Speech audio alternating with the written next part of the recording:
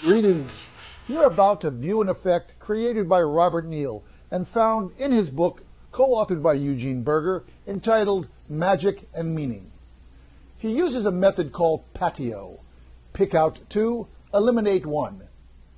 I saw this performed many years ago at the Magic Castle by Eugene Berger. He used a regular deck of playing cards, and I always thought this would play better for a lay audience using tarot-style cards.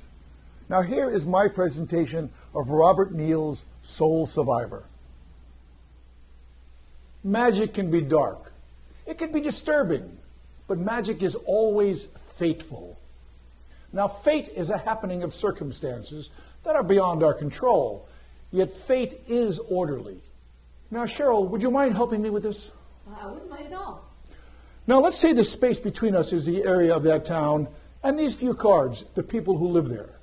They're free to move around just like this, haphazardly. Here, you move them to letting them go wherever and be whatever they please. Now fate will come into their chaotic lives, and you and I together, we will be the hands of fate. Fate enters the lives of this small community. It comes to visit this town as a plague. Cheryl, I'll select two cards by touching them, and you'll select one of them by turning them over.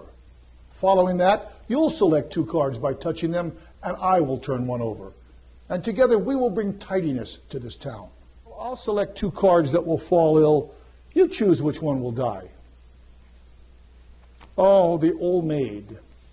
Now, you select two that will fall ill, and I'll select the one that will pass on. The young boy. Now I'll determine which two will fall sick. You choose the one that will pass on. Oh, the farmer. Now, Cheryl, you make two people sick, and I'll pick out the one to be dead.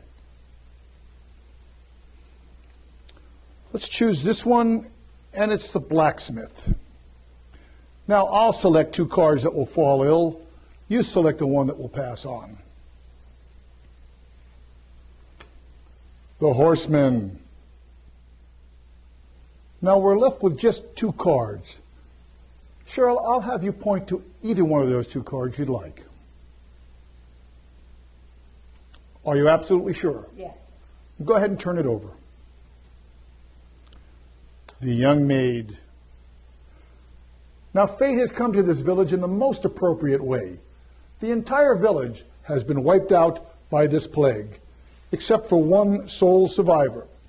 And his job precisely is to bury the dead. We know him as the Grim Reaper.